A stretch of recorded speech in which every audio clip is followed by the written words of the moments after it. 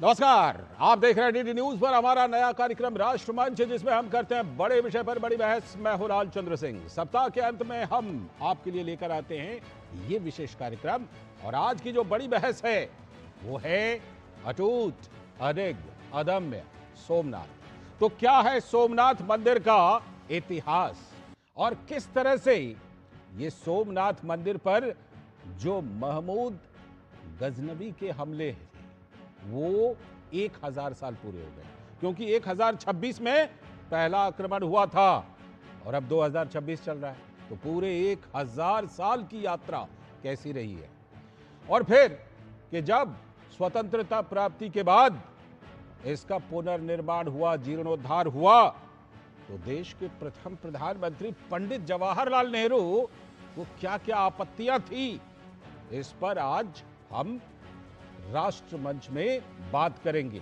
और यह भी कि नेहरू जी ने उस समय 17 पत्रों में लिखा क्या था, और डॉक्टर राजेंद्र प्रसाद जो तत्कालीन राष्ट्रपति थे उनको मना क्यों किया था। सरदार पटेल की कितनी बड़ी भूमिका थी इस जीर्णोद्धार में, यह सब कुछ कांग्रेस ने, इस पर बीजेपी ने कांग्रेस को पूछा तो कांग्रेस ने भी जवाब दिया है। और इस बीच ये बड़ी बहस छिड़ गई है, क्योंकि प्रधानमंत्री नरेंद्र मोदी वहीं पर हैं अभी, और वहीं पर सोमनाथ मंदिर को लेकर विशेष कार्यक्रमों का आयोजन भी हो रहा है। इसीलिए आज राष्ट्रमंच पर इस बड़े विषय पर बड़ी बहस करेंगे। लेकिन पहले जरा देखिए हमारे नेताओं की सोमनाथ को लेकर क्या कुछ प्रतिक्रिया है, क्या आरोप है, क्या प्रत्यारोप है, क्या सवाल है, क्या जवाब है। सबसे पहले इसको देख लेते हैं। पंडित जवाहरलाल नेहरू का जो व्यवहार था सोमनाथ मंदिर के पुनर्निर्माण पर, वो एंटी हिंदू था।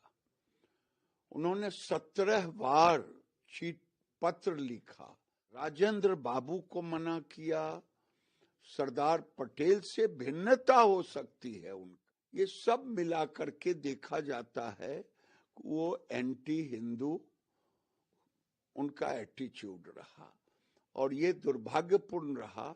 आज भी कांग्रेस उन्हीं नीतियों पर चल रहा है, और लगता है दूसरा मुस्लिम लीग पार्टी है। सोमनाथ के लिए सरकारी पैसा का इस्तेमाल होने वाला था, तो पंडित जी ने उसको रोका और के मुंशी से कहा, सरकारी पैसे के साथ नहीं कर सकते हो, आप सोमनाथ मंदिर को दोबारा बनाना चाहते हो तो प्राइवेटली आप पैसे को जमा कीजिएगा। और जबकि वो हो गया था, तब राजेंद्र प्रसाद ने कहा, जो कि राष्ट्रपति थे, कि वो जाना चाहते हैं। तो एक बार पंडित जी ने उनको कैबिनेट की तरफ से कहा कि आप न जाइए, क्योंकि the state should not have a religion and you are the head of the state. तो कुछ तो आपको इशारा मिल गया होगा कि यह विवाद इस समय उठ क्यों रहा है, और कुछ और जब बातें सुनवाएंगे तो बहुत कुछ आप समझ जाएंगे। कांग्रेस के नेता और पूर्व सांसद उदित राज ने कहा कि हम लोग दरअसल आपस में बटे हुए थे उस समय, और इस समय भी अगर बटे रहेंगे तो कोई भी आकर हम पर राज करेगा। यानी कहीं ना कहीं उन्होंने इसमें जातिवाद को और जातिगत चीजों को वो लेकर आ गए। लेकिन ज्योतिरादित्य सिंधिया ने कहा कि मंदिर बार बार टूटने के बाद भी आज भी वो आस्था का प्रतीक अटूट है, अडिग है, अदम्य है, बना हुआ है।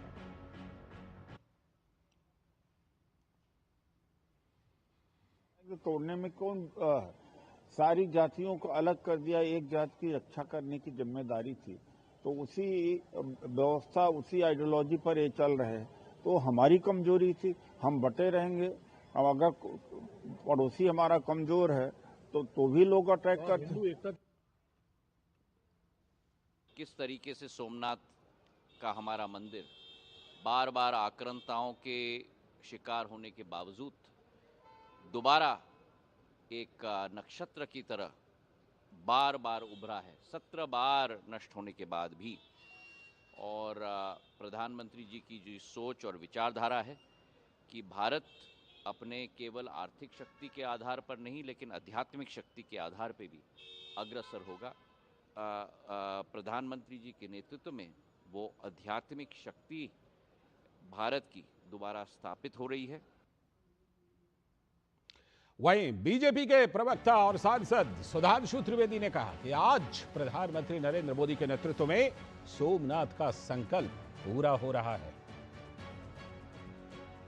1000 वर्ष के बाद अगर हम देखें तो 1951 में सरदार पटेल के प्रयास से और जवाहरलाल नेहरू जी के पुरजोर विरोध के बावजूद प्रथम राष्ट्रपति डॉक्टर राजेंद्र प्रसाद जी की उपस्थिति में यह स्वप्न साकार हुआ था। और आज प्रधानमंत्री श्री नरेंद्र मोदी जी के नेतृत्व में जो बात डॉक्टर राजेंद्र प्रसाद जी ने कही थी कि समृद्धि की तरफ जब भारत बढ़ेगा तो यह पूर्ण होता हुआ दिखाई पड़ेगा, तो आज पूर्णता की तरफ बढ़ रहे हैं। जब हम चौथी बड़ी इकोनॉमी है, चौथे बड़े स्टॉक एक्सचेंज हैं, तीसरे बड़े ऑटोमोबाइल मैन्युफैक्चरर हैं, दूसरे बड़े मोबाइल हैंडसेट के मैन्युफैक्चरर हैं और डिजिटल ट्रांजैक्शन में दुनिया के नंबर 1 देश ही नहीं है, वर्ल्ड की सारी मेजर इकोनॉमीज में लगातार 2 साल से फास्टेस्ट ग्रोइंग इकोनॉमी है।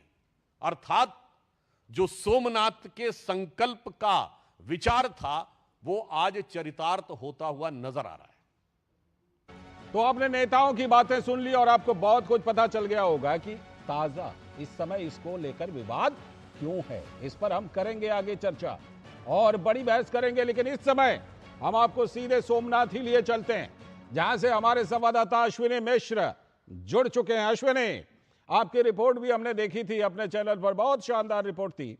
ये बताइए, प्रधानमंत्री नरेंद्र मोदी सोमनाथ स्वाभिमान पर्व में हिस्सा लेने के लिए वहां पहुंच चुके हैं।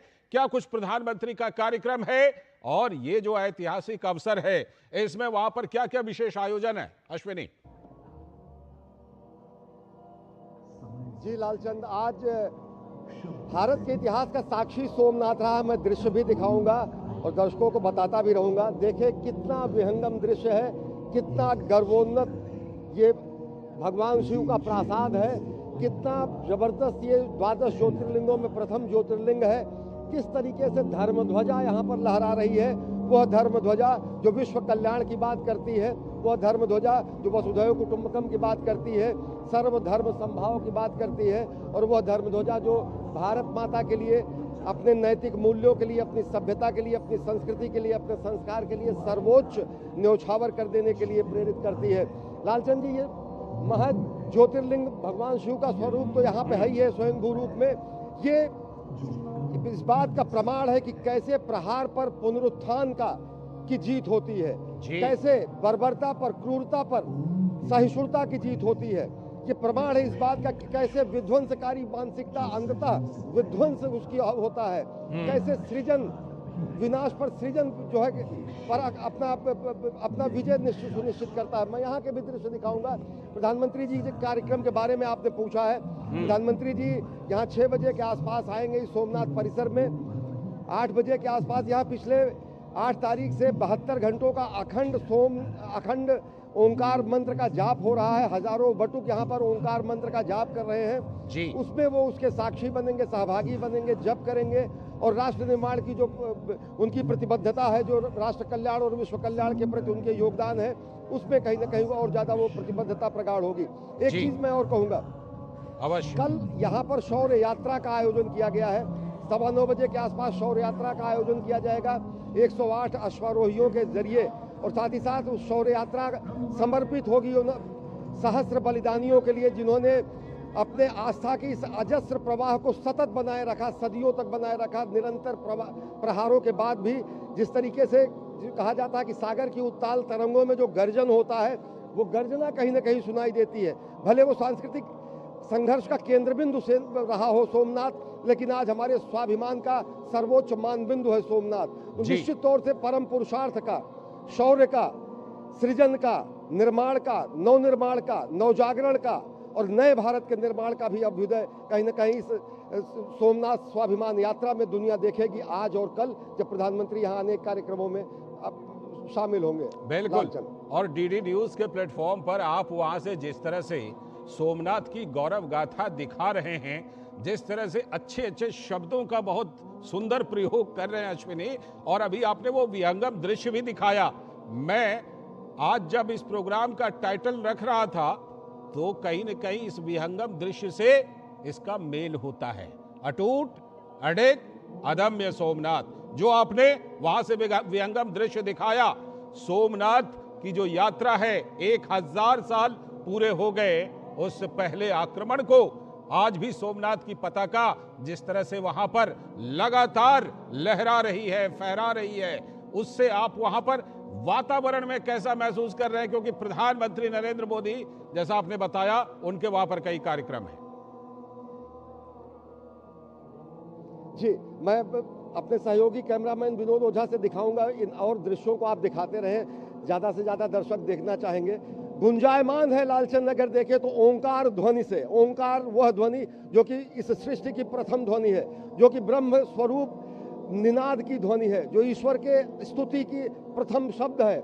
ओम नमः शिवाय और ओंकार धुन से ये गुंजायमान है, और यहाँ से निकला हुआ नाद अनहद नाद बनकर पूरी दुनिया में इसलिए गुंजायमान होगा कि क्योंकि हम कहते हैं सत्यम शिवम सुंदरम, और यहाँ जो एक नया आयाम जुड़ता है वो सत्यम शिवम सुंदरम स्वाभिमानम का भी जुड़ता है। सत्य, शिव, सुंदर और सर्वोच्च हमारा स्वाभिमान। सर्वोच्च स्वाभिमान के प्रतीक के रूप में सोमनाथ, अन्य ज्योतिर्द्वादश लिंग, हमारे आध्यात्मिक ऊर्जा के केंद्र, हमारे आध्यात्मिक आराधना के केंद्र, जिस तरीके से सहस्राब्दियों से पूरी दुनिया को ममता, ममत्व, समत्व का पाठ सिखाते हैं, वो दुनिया की किसी धर्म, संस्कृति और अन्य सभ्यताओं में नहीं दिखता है। यूनान, मेसोपोटामिया, अन्य जो मिस्र, वहाँ की परंपरागत संस्कृतियां न जाने कितने हजारों वर्षों पहले आक्रांताओं द्वारा, बर्बर आक्रमण के द्वारा ध्वस्त कर दी गई, लेकिन हमारा सतत शाश्वत प्रवाह है, हमारा ये सनातन संस्कृति के शाश्वत मूल्य है, जो अजस्त्र धारा के रूप में, अटूट आस्था के रूप में, अगाध श्रद्धा के रूप में, चिर स्वरूप में आज विद्यमान है। और उसी निरंतर शाश्वत स्वरूप का प्रतीक है सोमनाथ और अन्य जो हमारे आध्यात्मिक केंद्र है। एक चीज मैं लालचंद और कहूंगा, विषय अभी आप विशेषज्ञों से भी पूछेंगे, लेकिन सोमनाथ का पुनर्निर्माण, पुनर्विस्तार, पुनरुद्भवन कहीं ना कहीं उस मानसिकता का भी प्रतीक है। जब हमारी ही संस्कृति है जो विश्व कल्याण की बात करती है, धर्म की जय हो, अधर्म का नाश हो, पढ़ाइयों में सद्भावना हो, विश्व का कल्याण हो। हम अपने हर पूजा के बाद, आराधना के बाद विश्व कल्याण की प्रार्थना करते हैं। इससे ज्यादा सहिष्णु, इससे ज्यादा धर्मनिरपेक्ष, इससे ज्यादा सर्वसमावेशी, इससे ज्यादा सार्वभौम स्वरूप क्या होगा आस्था का, क्या होगा धर्म का, क्या होगा सभ्यता का? तो समूचे विश्व कल्याण की कामना हमारे मनीषियों ने, पूर्वजों ने की है। उसी कामना, आराधना और राष्ट्र निर्माण के साथ साथ विश्व कल्याण की कामना यहाँ होगी अगले 2 दिनों में लालचंद। बिल्कुल, आप वहाँ बिल्कुल उपस्थित हैं, और जिस तरह से आपने वहाँ से हम सभी को दर्शन कराए, सौभाग्यशाली हैं आप सभी कि वहाँ पर आप स्वयं उपस्थित हैं आप सभी। और बहुत बहुत धन्यवाद आपकी पूरी टीम को, आपने हमें और पूरे हमारे सभी दर्शकों को श्री सोमनाथ के इस तरह से दर्शन कराए। आपका बहुत बहुत धन्यवाद पूरी टीम का। और अब राष्ट्रमंच पर आज इसी बड़े विषय पर बड़ी बहस करेंगे, लेकिन उससे पहले जरा हम आपको बता देते हैं कि राष्ट्रमंच पर आज हम 5 सवाल, बड़े सवाल ले क्या रहे हैं। सबसे पहला सवाल, ये क्या है सोमनाथ मंदिर का इतिहास, यानी कि पूरा 1000 साल हो गया आक्रमण का, तो हम आपको इतिहास के बारे में बताएंगे। पुनर्निर्माण में नेहरू जी की भूमिका जो रही, उसको लेकर विवाद क्या है, बीजेपी ने इसको लेकर कांग्रेस पर क्या आरोप लगाए हैं, 17 पत्र भी जारी किए हैं बीजेपी ने, और फिर कांग्रेस ने जो जवाब दिया वो भी हम आपको बताएंगे, ये क्या कुछ कांग्रेस ने जवाब दिया है। और आखिरी सवाल कि सोमनाथ के विध्वंस से पुनर्निर्माण तक की यात्रा क्या है, इसी को हम सभी इस पूरी चर्चा में, इस पूरी बहस में समझने की कोशिश करेंगे। और इसीलिए आज इस विशेष बहस में, इस बड़ी बहस में हमारे साथ जुड़ रहे हैं सिद्धार्थ यादव जी, भारतीय जनता पार्टी के प्रवक्ता, साथ में हमारे साथ समीर चौगांकर जी, वरिष्ठ पत्रकार। बहुत बहुत स्वागत सिद्धार्थ जी, समीर जी। हमारे साथ डॉक्टर पूजा मिश्रा जी, आगे चलकर शायद या जुड़ चुके हैं डॉक्टर पूजा मिश्रा जी, समाजवादी पार्टी की प्रवक्ता। बहुत बहुत स्वागत पूजा जी आपका भी। पवन पटेल जी, कांग्रेस के नेता, बहुत बहुत स्वागत पवन जी। और हमारे साथ, बिल्कुल मेरे साथ स्टूडियो में बैठे हुए हैं एक बहुत ही नामचीन और प्रसिद्ध हस्ती, प्रोफेसर हीरामन तिवारी जी। बहुत बहुत स्वागत, इतिहासकार और प्रसिद्ध इतिहासकार, जो कि विशेष रूप से जो भारत का इतिहास रहा है उस पर अपने दृष्टिकोण को बहुत ही मजबूती से रखते हैं। इसीलिए मैं सबसे पहले आज प्रोफेसर हीरामन तिवारी जी के पास ही चल रहा हूं। प्रोफेसर हीरामन तिवारी जी, सोमनाथ पर आक्रमण के 1000 साल पूरे हो गए। सोमनाथ स्वाभिमान पर्व मनाया जा रहा है। प्रधानमंत्री ने इसके बारे में पोस्ट, वीडियो सब कुछ जारी किया था। लेकिन जहां जाकर के बात जिसे कहते हैं ना कि विवाद होता है, वो विवाद होता है वो थोड़ा पीछे अगर चले जाएं, जो कि अब कुछ दिनों में 75 साल पूरे होने वाले हैं जीर्णोद्धार के, मई में शायद पूरा हो रहा है। 1951 ये वो साल है जब स्वतंत्रता प्राप्ति के कुछ ही साल बाद एक बड़ा मतांतर दिखाई पड़ा। एक तरफ सरदार पटेल और उस समय के राष्ट्रपति डॉक्टर राजेंद्र प्रसाद, और दूसरी तरफ उस समय के प्रधानमंत्री पंडित नेहरू। यह विवाद था क्या, क्यों था? क्योंकि हम दर्शकों को बता दें, जिस तरह से कि आज राम मंदिर का निर्माण हुआ है, इसी तरह से सोमनाथ ट्रस्ट बना करके उस समय सोमनाथ मंदिर का निर्माण हुआ था। तो उस समय विवाद हुआ क्या था, संक्षेप में पहले प्रोफेसर हीरामन तिवारी जी से सुन लीजिए, समझ लीजिए, उसके बाद आगे बढ़ेंगे।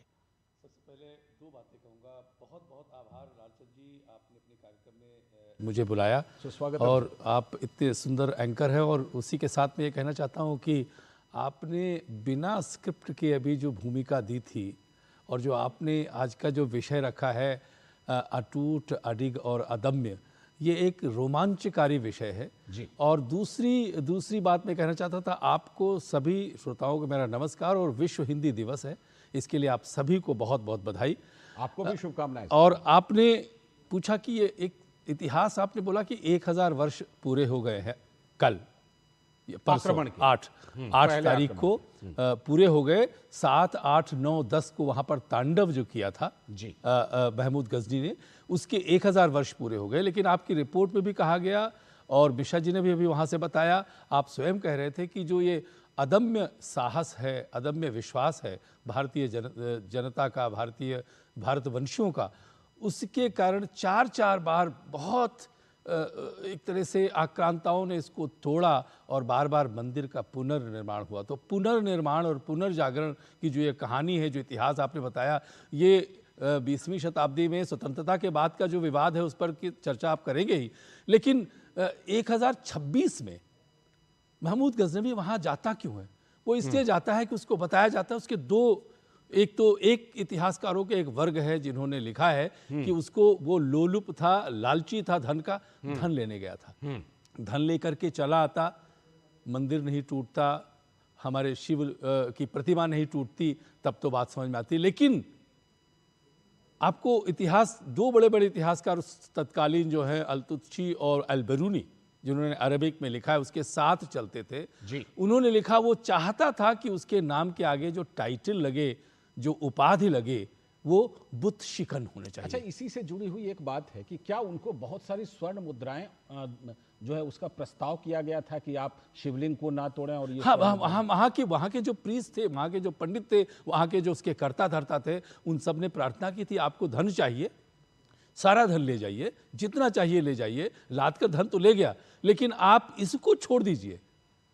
लेकिन उनके मन में जो, उसके मन में जो, आतताई के मन में बात थी कि उसी को तोड़ करके, और उस तोड़ करके आपको ये पता होना चाहिए, भारत से लेकर के और जहाँ से आया था वहाँ तक जो 2-3 मस्जिदें बनाई, उन मस्जिदों की सीढ़ियों पर शिवलिंग के टूटे हुए जो अवशेष हैं उनको वहाँ पर रोपाया गया था। ये परंपरा एक निरंतर रही है, जिस भी मंदिर का तोड़ा गया है। और वहां से लेकर के जो आखिरी बड़ा आक्रमण हुआ था 1706 में, औरंगजेब ने जो तोड़ा था और फिर वहां मस्जिद भी बना दी थी, उस तक लेकर के यही परंपरा रही। लेकिन संक्षेप में इतिहास में बताना चाहता था कि उसने पहले उसको लूटा, तोड़ा, पूरा विध्वंस किया, और विध्वंस करने के बाद वो, मुझे लगता है 2-3 महीने में, अप्रैल तक वो पहुंच गया था वापस अपने घर, पैसा लेकर के या उसके अवशेष लेकर के।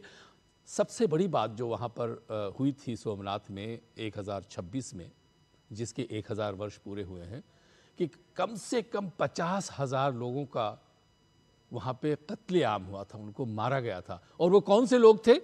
जन सामान्य लोग, दर्शक, सेवादार, जो शुश्रूषा करने वाले, प्रीस्ट हैं। चूंकि राजा तो भीमदेव जी जो है वो जाकर के छुप गए थे, जो उनके शासनकाल में हुआ था, तो वहां पर जो रक्षा करने के लिए लोग थे वो एक आम जनता थी सौराष्ट्र की।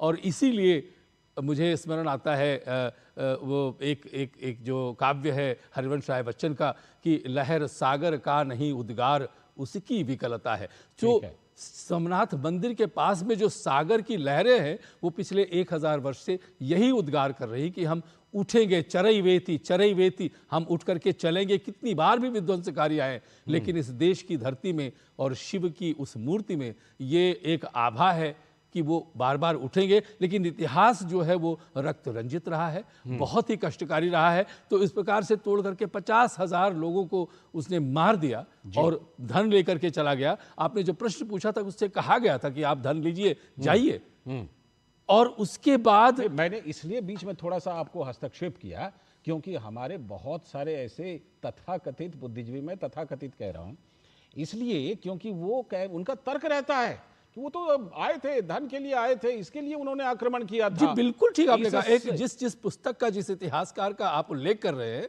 वो उसी विश्वविद्यालय में, उसी विभाग में मैं भी हूं अभी। प्रोफेसर रोमिला थापर बहुत बड़ी इतिहासकार है। उन्होंने 2004 में एक पुस्तक लिखी थी सोमनाथ, और उस पुस्तक का उद्देश्य यही था। उन्होंने सभी जो जिनको कहते हैं कि ये स्रोत कहते हैं, चाहे वो अलबरूनी का हो चाहे अल-तुत्सी के हो, दोनों ग्रंथों से और अन्य ग्रंथों से उन्होंने सोर्सेस को क्रोधित किया, लेकिन वो सेलेक्टिव था। वहां पे यही कहा कि उसको वो धन लोलुप था, वो एक लुटेरा था।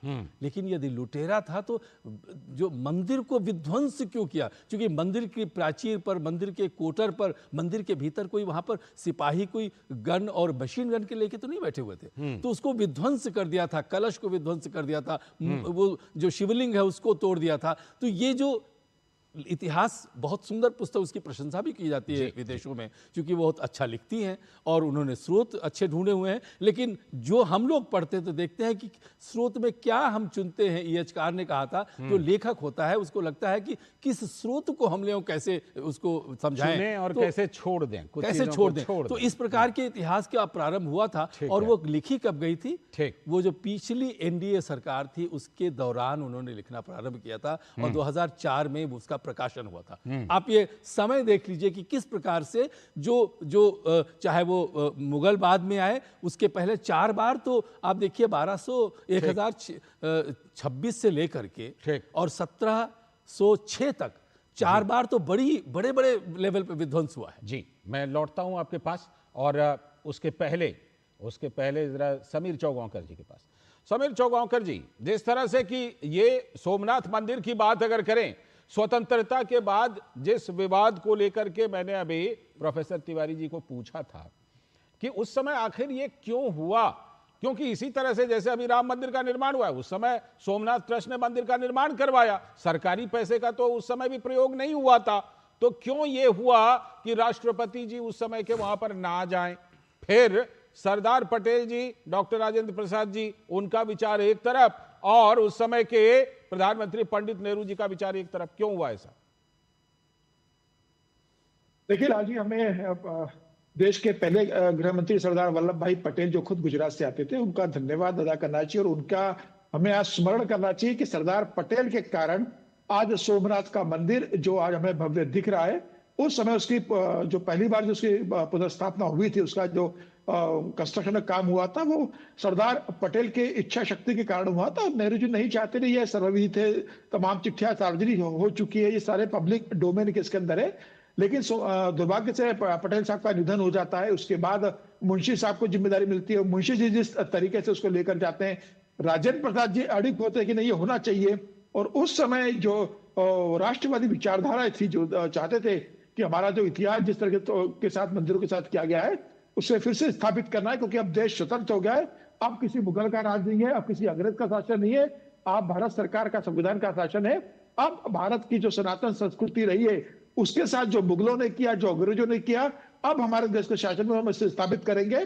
तो उस समय मुझे लगता है कि पंडित नेहरू जी को लगता है कि भाई उनकी जो दुनिया में सेकुलर छवि है और उनका जो धर्म से दूरी बनाने का जो उनका एक छवि बनी हुई है, उस पर किसी तरह का आघात न हो, और वो इस बात का विरोध करते हैं। और मुझे लग रहा है कि आज जब प्रधानमंत्री नरेंद्र मोदी सोमनाथ स्वाभिमान पर्व मना रहे हैं, उस समय कांग्रेस को आज कांग्रेस को उस घटना के लिए माफी मांगना चाहिए कि उस समय देश के पहले प्रधानमंत्री ने जो किया उसके लिए कांग्रेस आज माफी मांग ले। तो मुझे लग रहा है तो ये भी एक सिद्धि का काम होगा। ठीक है पवन पटेल जी, अभी जो बात समीर जी ने कही, मुझे एक बात समझ में नहीं आती कि स्वतंत्रता प्राप्ति के बाद इस देश में जो पर्सनल लॉ है उसको जारी रखने से धर्मनिरपेक्षता खतरे में नहीं आई है, और तमाम तरह के ऐसे विवादास्पद कानून हैं जिसको जारी रहने दिया गया, बनाया गया, लेकिन उनसे धर्मनिरपेक्षता खतरे में नहीं आई। और सोमनाथ मंदिर का उद्घाटन करने के लिए उस समय अगर तत्कालीन राष्ट्रपति डॉक्टर राजेंद्र प्रसाद जा रहे थे तो उनको मना किया। इसी बारे में 17 पत्र बीजेपी ने जारी कर दिए। आखिर ये धर्मनिरपेक्षता इस देश की कैसे खतरे में आ गई थी उस समय, बताइए। देखिए, एक तो सबसे पहले ये सभी कोई को पता है कि सोमनाथ मंदिर का निर्माण, आधुनिक निर्माण जो है कांग्रेस के शासनकाल में हुआ। कांग्रेस के ही शासनकाल में उसका जितना निर्माण, ये तो सब कोई को पता है। अब दूसरा, अगर हम कहते हैं कि माननीय जो नेहरू जी ने जो उसका विरोध किया, उसमें सरकारी धन का उपयोग न हो, ट्रस्ट बने, गांधी जी के सुझाव से वो ट्रस्ट बना, ट्रस्ट के हिसाब से उसका निर्माण हुआ। और दूसरी बात, जब अगर नेहरू जी प्रधानमंत्री थे, उनके गृह मंत्री थे सरदार वल्लभ भाई पटेल जी, तो अगर प्रधानमंत्री ना चाहते तो सब फाइलें चला के कर सकते थे। माननीय नेहरू जी का जो ये था कि नेहरू जी का उसका विरोध नहीं था, धर्म आस्था का केंद्र है, धर्म आस्था होना चाहिए, उस चीज को उन्होंने सेक्रीफाइस करने का प्रयास किया था कि दोनों अलग अलग रहे, राजनीति और धर्म अलग रहे, ये बताने का प्रयास किया। अगर विरोध करते, कांग्रेस के ही देन था, कांग्रेस के शासनकाल में वो अगर वो प्रधानमंत्री, तो विरोध करने का सवाल ही नहीं उठता। जो आज इस तरह के वक्तव्य जो बताते जा रहे हैं कि विरोध कर रहे हैं, उन्हीं का सरदार वल्लभ भाई पटेल जी का संकल्प था। इतिहास के पन्नों से अब कांग्रेस का नाम नहीं मिटाया जा सकता। कांग्रेस ने उसका निर्माण कराया, कांग्रेस के शासनकाल में हुआ, तब जब विपरीत परिस्थितियों में उन्होंने इस आधुनिक सोमनाथ मंदिर का निर्माण कराया। ठीक है पवन पटेल जी, मैं आपकी बात को थोड़ा आगे बढ़ा देता हूं। डॉक्टर राजेंद्र प्रसाद भी उस समय कांग्रेस के ही थे। सरदार वल्लभ भाई पटेल जो 1951 में तो जीवित नहीं थे, लेकिन सोमनाथ मंदिर निर्माण में सबसे बड़ी भूमिका उनकी थी, वो भी उस समय कांग्रेस में ही थे। हम कांग्रेस की ही बात कर रहे हैं, हम कांग्रेस के अंदर की ही बात कर रहे हैं, मंत्री थे कांग्रेस के जी, कि कांग्रेस के अंदर इस मुद्दे पर दो धड़ा क्यों हुआ, जिसमें एक तरफ में पंडित नेहरू जी नजर आए और दूसरी तरफ में डॉक्टर राजेंद्र प्रसाद, सरदार पटेल जैसे लोग, राष्ट्रवादी लोग और सनातन को समर्थन देने वाले लोग नजर आए। बताइए। देखिए, के.एम. मुंशी जी भी मंत्री थे, उस समिति के के.एम. मुंशी जी अध्यक्ष थे। ये कांग्रेस की खूबसूरती है कि कैबिनेट में अलग अलग विचार होने के बावजूद राष्ट्रहित के फैसले लिए जाते थे। नेहरू जी के मतभेद में धर्म नहीं बल्कि सरकारी भागीदारी से था। तो आखिर मंदिर का निर्माण तो हुआ, लोग वहां तानाशाही के हिसाब से नहीं चलता। अच्छा, मैं थोड़ा और स्पष्ट कर देता हूं, थोड़ा और स्पष्ट करता हूं। आज की कांग्रेस को कौन सही लगते हैं, पंडित नेहरू या फिर सरदार पटेल और डॉक्टर राजेंद्र प्रसाद? बताइए आप। सभी कांग्रेस के हैं। अब उसमें सही लगने वाली ना लगने वाली बात कौन सी, सब कांग्रेस के हैं। अब आप ये बता दीजिए कि कांग्रेस के कोई नहीं है, तो ये तो कोई बात ही नहीं। मैंने तो खुद ही बता दिया, सब कांग्रेस के ही थे। अच्छे हैं। कांग्रेस के पार्टी का जो नेता उस विचारधारा का नेता है, ठीक है, विचारधारा को आत्मसात किया हुआ तब वो कांग्रेस का नेता है। जी बिल्कुल, सरकार के पैसे से तो नहीं बनी ये बात, सरकार ने बनवाया भी नहीं, सरकार बिल्कुल बिल्कुल सहमति भले ली हो, ठीक है, या तो वही विरोध था, वही विरोध था। अभी भी जो ये मंदिर बनाने का भारतीय जनता पार्टी दीघे हाकरी के राम मंदिर का निर्माण कराया, सर कोर्ट के फैसले के हिसाब से हुआ, जिसकी सरकार होती है उसका वो राम मंदिर का निर्माण। लोग ये कह रहे हैं, लोग ये भी कह रहे हैं कि अगर सोमनाथ मंदिर में उस समय सरदार पटेल जी ने इतनी अभिरुचि नहीं दिखा करके इसको नहीं किया होता तो वो भी अयोध्या की तरह कहीं लटक ना गया होता। सिद्धार्थ यादव जी के पास चल रहा हूं। सिद्धार्थ जी, जरा बताइए, 17 पत्रों का आपने एक तरह से, जिसे कहते हैं ना, बम फोड़ दिया क्या 17 पत्र जारी करके उस समय का? और भी हैं, लेकिन अभी इन्होंने 17 जारी किए हैं, लगता है अगली किस्त फिर आएगी। सिद्धार्थ जी। देखिए लाल जी, मुझे ऐसा लगता है कि इतिहास को भुलाने का और मिटाने का प्रयास कांग्रेस पार्टी ने बहुत किया, पर ऐसे उल्लेख जब सामने आते हैं तो जो कांग्रेस पार्टी के प्रवक्ता भी बात कह रहे थे कि हम तो चाहते हैं इसकी बात हो, तो बात हो रही है तो दर्द क्यों हो रहा है? बात होने में सच ही तो निकल रहा है। आप आज खड़े होकर के जो 1951 में था वो आज जो आजादी के समय में था वो आजादी के 75 वर्ष बाद भी नहीं बदला। क्या बदल गया कांग्रेस में? आप में आज हिम्मत नहीं है कहने के लिए कि देश के प्रधानमंत्री ने उस समय जो स्टैंड लिया वो गलत था? किस सेक्युलरिज्म की बात कर रहे हैं आप? कौन से पत्रों की, कौन से सरकारी खर्च की बात कर रहे हैं आप? जो बात तब के प्रधानमंत्री लिख रहे थे और किस को लिख रहे थे? अरे लियाकत अली तक को लिख रहे थे। और उनको डियर नवाब ज्यादा लिख रहे थे। नवाबजादा, लिख हाँ। करके कह रहे थे क्षमा नवाबजादा लिख करके उनको कह रहे थे क्षमा कि याचना भी थी। हमारी जो वैश्विक छवि है वो कम हो जाएगी, सोमनाथ के मंदिर के पुनरुत्थान से वैश्विक छवि कम होगी, और आप उसको आज 2026 के अंदर डिफेंड करने का काम कर रहे हैं। ये चरित्र है कांग्रेस पार्टी का। जिन लोगों ने हमारी आजादी के बाद से भारत की संस्कृति से जुड़े हुए जितने ऐसे क्षेत्र थे, जितनी ऐसी चीजें थी जो हमारी संस्कृति का उत्थान करे और हमारे साथ हजारों वर्षों तक जो देश में हमारे रहने वाले और हमारी संस्कृति पर आघात हुए उनको उजागर करे, उनको दबाने का काम किया और हमारी ऐसी चीजों को छुपाने का काम किया, और कुछ नहीं किया, और उसी उद्देश्य में लगे थे। पर लाल जी, जो बात देखने की है वो ये है कि जो नेहरू जी ने तब किया था कांग्रेस ने उसको छोड़ा नहीं है। आज राम मंदिर अयोध्या तक जारी है क्या? आज राम मंदिर का युग है। क्या कांग्रेस पार्टी राम मंदिर जा रही है? पवन जी का जवाब, कांग्रेस फिर उसके बाद पूजा जी के पास खड़े होने की हिम्मत रखती है? पवन जी का जवाब, उसके बाद फिर पूजा जी के पास। सोमनाथ के खिलाफ खड़ी थी, आज राहुल जी की कांग्रेस राम मंदिर के खिलाफ खड़ी है। ये मूल चरित्र है कांग्रेस पार्टी का। ठीक है, देखिए मूल चरित्र आपका है। कोई रामचंद्र जी का टेंडर नहीं निकला था कि भारतीय जनता पार्टी ने टेंडर पार्टिसिपेट किया तो आपको टेंडर मिल गया। आप डिसाइड करेंगे हम टेंडर नहीं था तो चले जाते। आप कौन होते हो जो राम को लाए? सुनिए, जो आपने फलसफा किया था ना, जो राम को लाए हम उनको लाएंगे, राम को लाने की औकात किसी में नहीं, जो आपने बताया था, इसीलिए 400 पार की हवा निकल गई। पूजा आस्था का विषय, भाजपा के पहले भी हवा निकल गई, खुश हो गए। भाजपा के पहले भी हम पूजा करते थे। क्या बात कर रहे हो? तीसरी बार करोगे कि हम सब पूजा करेंगे? सुनिए, ये हमारी श्रद्धा का विषय है कि हम जब चाहे तब राम मंदिर में पड़े रहे, जब चाहे तब पूजा करें। श्रद्धा का विषय है तो अभी तक गए क्यों नहीं? गए क्यों नहीं? श्रद्धा का विषय है पर हम दर्शन नहीं करेंगे। श्रद्धा का विषय है पर राम मंदिर की तरफ मुड़ के नहीं देखेंगे। श्रद्धा का विषय पर हमसे पूछिए। श्रद्धा का विषय पर हमारे पूर्वज सोमनाथ को गाली देते थे। श्रद्धा का विषय से राहुल गांधी राम मंदिर को गाली देते हैं। ये श्रद्धा का विषय है।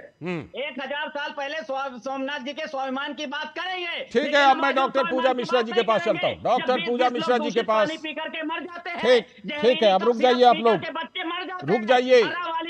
ठीक, पवन जी रुक जाइए। डॉक्टर पूजा मिश्रा, स्वाभिमान नहीं दिखता है। ठीक, आप ठीक 1000 है, साल 10,000 साल पहले की बात करोगे, लेकिन आज के स्वाभिमान की बात नहीं करोगे। रुक जाइए, अब डॉक्टर पूजा मिश्रा जी की बारी। डॉक्टर पूजा मिश्रा जी, डॉक्टर पूजा मिश्रा जी, अयोध्या पर तो हम अयोध्या पर अखिलेश यादव जी और समाजवादी पार्टी का रुख तो हम देख रहे हैं, ठीक है।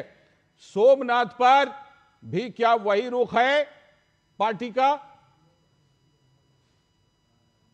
आपको नमस्कार लाल चंद जी, साथी प्रवक्ताओं को भी मेरा नमस्कार। और मैंने अभी सबको सुना, बढ़िया लग रहा था। मैंने जो है इतिहासकार जी को भी सुना, हालांकि उन्होंने बताया नहीं कि डिफरेंशिएट कैसे करेगा पढ़ने वाला युवा कि किस इतिहासकार ने क्वालिटेटिव रिसर्च किया है, किस इतिहासकार ने क्वांटिटेटिव रिसर्च किया है, और किस इतिहासकार ने जो कौन सा सोर्स उठाया है वो सोर्स कहाँ और किस हद तक सही है। क्योंकि मैंने इतिहास जो पढ़ा हुआ है, मैं इतिहास की छात्रा नहीं हूँ, तो मुझे जितने रिसर्च की है तो रिसर्च पता है कि किस तरीके से की जाती है। जो रेफरेंसिंग की इन्होंने बात की हुई है तो उसको मैं बिल्कुल अच्छी तरीके से समझ सकती हूँ। तो ये कौन आइडेंटिफाई करेगा? उसके बाद में वरिष्ठ पत्रकार जी ने कहा कि इस पे जो है कांग्रेस को माफी मांगनी चाहिए। आप अगर कांग्रेस को माफी मांगनी चाहिए तो फिर तो भाजपा को जब हिंदू कोड बिल का विरोध किया हुआ था और कांग्रेस के कई सारे जो नेता थे जिनको लग रहा था कि नहीं उत्थान की महिलाओं की जरूरत नहीं है, उन सबको आकर के कलेक्टिवली माफी मांग लेना चाहिए। मुझे लगता है कि अगर माफी मांगने का सिलसिला चालू होगा ना तो फिर तो कोई बचा ही नहीं रहेगा, सबको माफी मांगनी पड़ेगी। तो पहले ये यहाँ पे स्टॉप हो जाना चाहिए। और दूसरी बात जो है, आस्था को राजनीतिक उपलब्धि की तरह प्रस्तुत नहीं करना चाहिए। हमारा मानना है आस्था जो है, संविधान का भी यही मानना है कि आस्था जो है पर्सन, यानी अयोध्या से लेकर सोमनाथ तक आपका यही रुख रहेगा। लेकिन आपने कुछ प्रश्न पूछे हैं प्रोफेसर हीरामन तिवारी जी से, तक जो है नहीं पेश करना चाहिए। प्रोफेसर हीरामन तिवारी जी। लालचंद जी, बहुत सुंदर चर्चा हो रही है और डॉक्टर मिश्रा ने कहा कि वो एक स्कॉलर हैं और पढ़ती हैं। मैं उनको एक बता दूं, 2 ग्रंथों का नाम ले लेता हूं, उनको आप जाकर के पढ़िए जी। और वही प्रारंभिक ग्रंथ हैं, उसी को प्रोफेसर रोमिला श्रद्धेय, प्रोफेसर रोमिला थापर ने उल्लेख किया है। वो है अलबरूनी का जो अल हिंद है, तारीख अल हिंद, और तारीख यामिनी जो अलतुत्शी का है, उसको आप पढ़ लीजिए। अल्तुशी तो सीधे सीधे कहता है कि वो महमूद गजनी ने कहा था कि मुझे बुत चिकन पसंद होगा यदि मेरे नाम के साथ रखा जाए। तो कोई सिलेक्शन की जब मैंने बात की थी, आप भी जानते हैं, यदि आप आपने डॉक्टर हैं तो आपने शोध किया ही होगा। बिल्कुल। हमने भी 30-35 PhD शोध करवाए हैं। लेकिन क्या होता है कि जो शोध के हमने ये कहा कि किस प्रकार से हम चुनते हैं। अगर आप इस सिर्फ एक ही बात ये कहें कि वो धन की लोलुपता के कारण वहां पे गया था, तो मंदिर को ध्वंस करने का, मूर्ति को ध्वंस करने का उसका क्या लक्ष्य था, ये नहीं समझ में आता है। तो सिर्फ उस बात को कह देना, मैं ये नहीं कह रहा हूं किसी ने गलत कोट किया है, लेकिन selective quotation and wrong quotation में अंतर होता है। लेकिन एक और रोचक बात पटेल जी ने प्रारंभ बड़ी अच्छी ढंग से किया जी। लेकिन यदि आस्था का विषय है धर्म, सरकार से उसका कुछ नहीं लेना देना है, तो पाकिस्तान के तत्कालीन प्रधानमंत्री को वो दरवाजे के बारे में लिखते हुए उतनी लज्जा क्यों हो रही थी?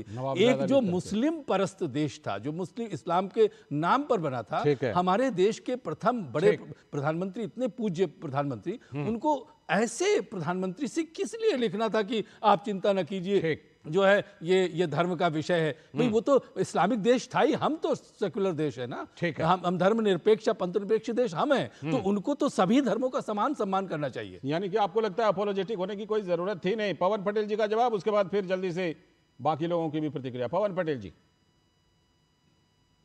देखिए, मैं बोल रहा हूँ इतिहास की बात करें, हमको सबसे पहले बात बता रहे कि इतिहास माननीय जो कांग्रेस पार्टी की सरकार के समय का ही मंदिर का जीर्णोद्धार, उसमें कोई बात बदली नहीं जाए। अगर कोई प्रधानमंत्री है, उसके नीचे का गृह मंत्री निर्णय ले लेगा और प्रधानमंत्री उसमें उसकी रजामंदी नहीं रहेगी, तो गलत बात है। ये आप किसी तरह से आज भारतीय जनता पार्टी को इसमें महारत हासिल, आज भारतीय जनता पार्टी को उस गौरवमयी इतिहास को अगर बनाए रखना चाहती है गौरवमयी, तो आज जिस तरह का आज चाहे आप इंदौर की बात कर ली, जहरीली का सिरप पीने से लोग मर रहे हैं, शुद्ध पानी नहीं मिल पा रहा, उससे लोग मर रहे हैं। सिद्धार्थ जी कुछ जवाब देना चाह रहे हैं। बड़े आदर साथ एक छोटा सा ये प्रयास नहीं करेंगे, ये हमेशा घुमा फिर का एक छोटी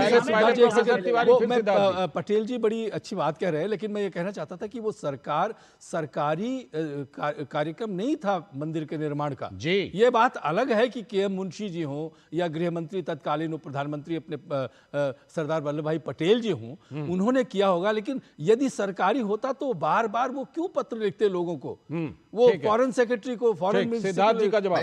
सिद्धार्थ जी कुछ कहना समझ नहीं आ रहा, कांग्रेस पार्टी का कंफ्यूजन दूर हो रहा है, नहीं हो रहा है? नेहरू जी खिलाफ थे, नहीं थे, क्या स्थिति थी आज भी? पर जो इनके दिमाग में एक नेहरू गांधी वाड्रा परिवार का जो फितूर है आज भी, अरे सरदार वल्लभ भाई पटेल लड़के अड़के सोमनाथ के मंदिर का जीर्णोद्धार करा। बिल्कुल, सबसे बड़ी भूमिका उन्हीं की थी भाई। आपका भी कंफ्यूजन मुझे समझ नहीं पा रहा हूँ कि आज आप इतिहास के पन्नों पर वर्तमान को क्यों खोजना चाह रहे हैं? वर्तमान के मामले में आपका क्या स्टैंड है? बेरोजगारी और महंगाई के मामले में क्या स्टैंड है? सोमनाथ पर चर्चा कर रहे हैं, बेरोजगारी पर और आंकड़ों पर कर लेंगे किसी दिन और बोलते जाओ, बड़ी बड़ी बतौले, वहाँ दूषित पानी पी के लोग मर रहे हैं, उसपे क्या? इंदौर पहुंच गए, इंदौर पहुंच गए, इंदौर पर बहस कर रहे हैं। वर्तमान में कर्जा लेते जाओ। सोमनाथ पर रहिए। सिद्धार्थ जी जवाब दीजिए।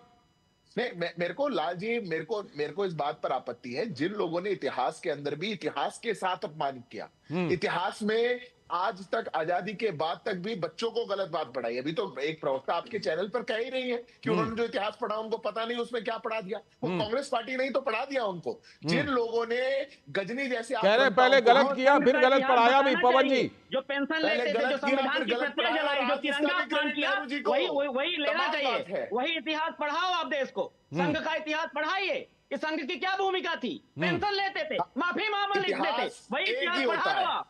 मुस्लिम लीग के साथ समझौता करके सरकार चलाते थे। दोहरा चरित्र बताइए, उस इतिहास को बताइए दुनिया के सामने। हमारा तो सुनहरा इतिहास है, हमारे पूर्वजों ने देश को आजाद कराया, हम वही इतिहास पढ़ाएंगे कि गजनी ने कुछ नहीं करा। तमाम बात हो गई। देश का इतिहास एक इतिहास होता है, दो इतिहास नहीं होते। ठीक है, कौन होते थे नेहरू जी कहने वाले? ठीक है, ने कुछ नहीं करा। ये जो प्रोफेसर तिवारी ने शुरू में जो बात कही थी ना, प्रोफेसर हीरामन तिवारी ने, एक आंचलिक शब्द है प्रोफेसर हीरामन तिवारी, जिसे कहते हैं डंडी मारी करना, डंडी मारी करना, वही बस। तो इतिहास में भी और तथ्यों के चुनाव में भी डंडी मारी चलती है। लालचंद जी, अगर एक कुतर्क करना हो तो ये कह दें कि प्रधानमंत्री नेहरू की देखरेख में या उनके शासन में यदि निर्माण हुआ था तो राष्ट्रीय स्वयंसेवक संघ भी तो प्रधानमंत्री नेहरू के समय ही चल रहा था। बिल्कुल, जो कुछ विश्व देश में है सब कुछ उन्हीं के हाथ में है। निस्संदेह ठीक है, जल्दी से, अब क्योंकि समय समाप्त हो रहा है हमारा। पूजा जी थोड़ा सा, एक पूजा जी छोटी सी टिप्पणी, समय समाप्त हो रहा है। लिख दिया है भाजपा के प्रवक्ता, उन्होंने कहा कि जो है इतिहास गलत पढ़ाया गया हुआ है। मुझे लगता है हीरामन जी को उन्होंने ध्यान से सुना नहीं। Selective referencing and wrong referencing दूसरी चीजें होती हैं। तो रॉन्ग रेफरेंस नहीं करते इतिहासकार, सेलेक्टिव कह सकते हैं, तो वो जरूर किया जा सकता है। और आप भी कर रहे हैं सेलेक्टिव, आपके अभी सरकार है, आप सेलेक्टिव रेफरेंसिंग कराएंगे। अभी इन्होंने बताया नहीं कि जो इतिहासकार ने एनडीए के गवर्नमेंट में लिखा था, अभी सरकार में जो कर रहे होंगे रिसर्च, हालांकि रिसर्च कराना बहुत जरूरी है। पिछली सरकार जो है साल में 2 बार पीडीएफ निकाला करती थी, अब इस वाली सरकार जो है हमने सभी दृष्टिकोण को सामने लाने के लिए तो हमने आप सभी को बुलाया इस बड़ी बहस में। इस बड़ी बहस में सभी का दृष्टिकोण आ जाए, लोगों को सभी का दृष्टिकोण पता चले, इसीलिए तो आप सभी को बुलाया हमने। पवन पटेल जी, डॉक्टर पूजा मिश्रा जी, इसीलिए तो आप लोगों को बुलाया था। समीर सर, जल्दी से आधा मिनट में कमेंट, उसके बाद कार्यक्रम सुंदर पुस्तक आई समीर जी की। समीर जी की, हाँ, समीर जी जरा पुस्तक के बारे में बताइए ना भाई, 100 साल जरूर बोल दीजिए। पटेल जी ने उसका उल्लेख पहले कर दिया। मैं पवन पटेल जी के बारे में कहना चाहता हूं कांग्रेस के प्रवक्ता को कि भाई ये बात ठीक है कि इसमें कांग्रेस की सरकार थी, गृह मंत्री कांग्रेस के थे, मुंशी साहब कांग्रेस के थे, राष्ट्रपति कांग्रेस के थे, लेकिन अब राहुल गांधी तो कम से कम इस बात को स्वीकार करके सोमनाथ मंदिर चले जाए। बिल्कुल, कम से कम जो पीछे हो गया, अब कम से कम उसमें सुधार होना चाहिए। बिल्कुल, राम मंदिर धन्यवाद, कम से कम। धन्यवाद सभी का, धन्यवाद। फिलहाल समय की कमी है, आप सभी का बहुत बहुत धन्यवाद। सिद्धार्थ जी, प्रोफेसर तिवारी, पूजा जी, पवन पटेल जी, समीर सर, बहुत बहुत धन्यवाद आप सभी का राष्ट्रमंच के इस बड़ी बहस में जुड़ने के लिए, जो हम बड़े विषय पर करते हैं। और आज जो हमने बहस की वो अटूट, अडिग, अदम्य सोमनाथ पर। आगे भी इस मुद्दे पर कभी हम चर्चा करते रहेंगे। फिलहाल आज के राष्ट्रमंच में इतना ही। पूरी टीम को दीजिए अनुमति। नमस्कार।